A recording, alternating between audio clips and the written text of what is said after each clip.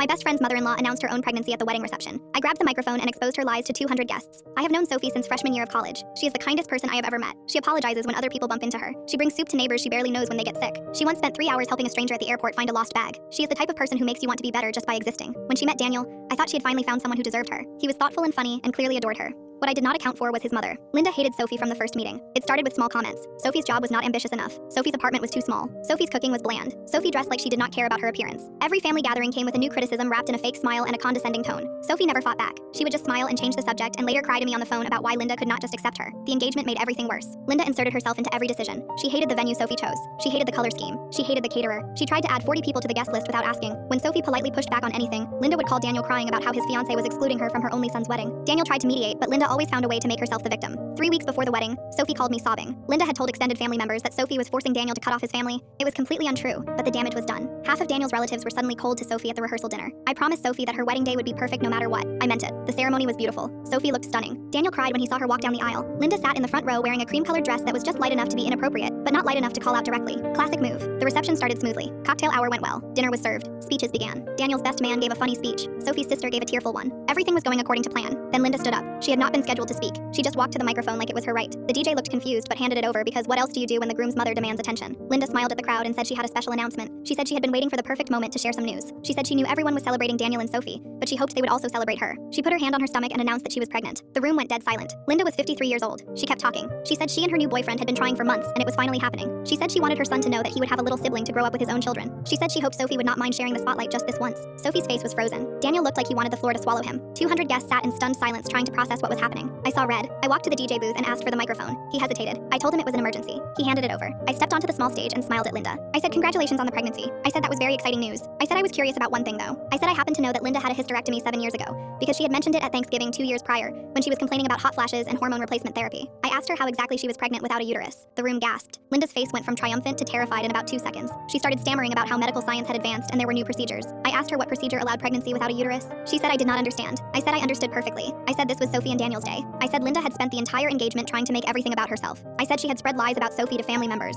I said she had criticized every choice Sophie made. I said she had worn an almost white dress to her son's wedding. And now she had invented a fake pregnancy to steal attention at the reception. I asked the room if anyone else was tired of watching this woman try to destroy her son's happiness. The applause started slowly, and then grew. Sophie's family, Daniel's cousins, even some of Linda's own relatives. Linda burst into tears and ran out. Her boyfriend followed looking mortified. Daniel walked up and hugged me in front of everyone, whispered thank you in my ear. The rest of the reception was the best party I have ever attended. People kept thanking me for saying what everyone had been thinking. Sophie texted me from the airport the next morning saying it was the best wedding gift anyone could have given her. Linda has not spoken to me since. She tells everyone I humiliated her and ruined her son's wedding. Daniel has limited contact with her. I am officially banned from all future events on Linda's side of the family. Sophie deserved one perfect day. I made sure she got it.